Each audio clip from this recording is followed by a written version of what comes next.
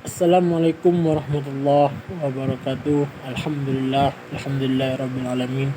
Wa bihi nasta'in wa ala umuri dunya waddin wa ala alihi wa ashabihi ajmain. Amma ba. Yang saya hormati dosen pengampu mata kuliah matematika ekonomi yaitu Ibu Fitri Anggalia SPD MPD.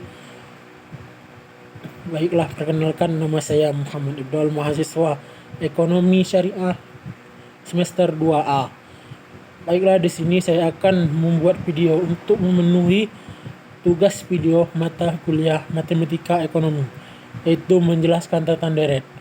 Baiklah, pengertian deret. Deret adalah suatu bilangan atau suatu kumpulan bilangan yang disusun menurut aturan tertentu.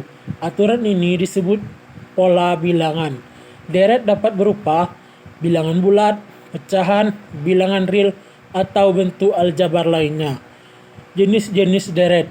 Deret aritmatika. Deret aritmatika adalah deret dengan selisih antara dua suku yang berurutan adalah sama. Deret geometri. Deret geometri adalah deret dengan rasio atau perbandingan antara dua suku yang berurutan adalah sama. Deret lainnya. Terdapat juga deret khusus seperti deret Fibonacci, deret harmonik, deret bilangan prima, dan lain-lain. Notasi deret, notasi sigma. Notasi sigma digunakan untuk menyatakan jumlah suku-suku dari suatu deret. Aplikasi deret dalam kehidupan sehari-hari. Pertama, bunga berjemur atau deret geometri. 2. Pertumbuhan populasi, deret geometri. 3. Penentuan harga deret, deret aritmatika. Penentuan harga atau deret aritmatika. Analisis data statistik, deret aritmatika, geometri, dan lainnya. Perhitungan matematika lanjut, kalkulus, aljabar, dan lainnya. Deret-deret dalam ekonomi. Dalam ekonomi, deret sering digunakan untuk menganalisis dan memodelkan berbagai fenomena ekonomi. Berikut adalah beberapa aplikasi penting dari deret dalam ekonomi. Pertama, analisis pertumbuhan ekonomi. Deret geometri digunakan untuk memodelkan pertumbuhan ekonomi yang konstan, seperti pertumbuhan produk domestik bruto atau PDB atau pendapatan nasional. Deret aritmatika dapat digunakan untuk memodelkan pertumbuhan ekonomi yang linier atau pertambahan konstan seperti setiap periode. 2. Deret waktu dari uang. Deret geometri sering digunakan untuk menghitung nilai sekarang atau present value atau nilai masa depan future value dari arus kas yang terjadi secara periodik seperti pembayaran cicilan atau anuitas. 3. Depresiasi aset.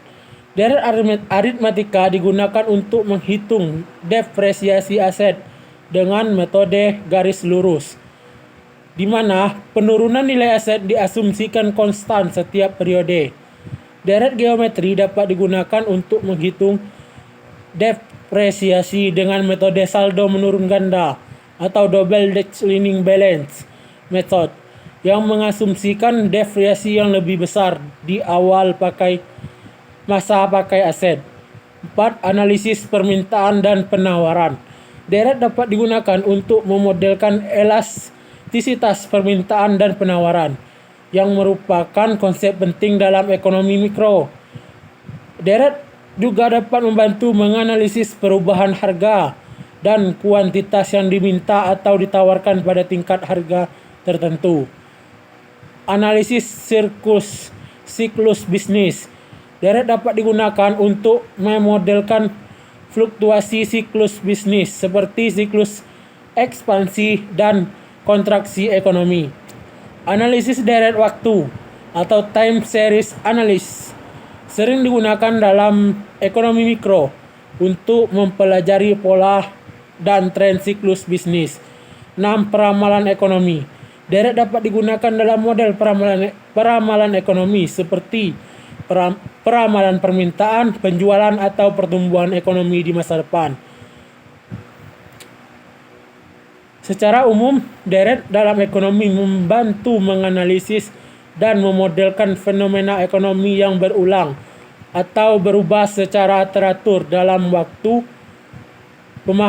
Pemahaman konsep deret memungkinkan ekonom dan analisis untuk membuat prediksi, mengambil keputusan, dan memahami pola dalam berbagai aspek ekonomi.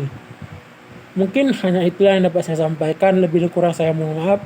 Saya akhiri. Wallahu muwaffiq ila aqwamit thoriq. Wassalamualaikum warahmatullahi wabarakatuh.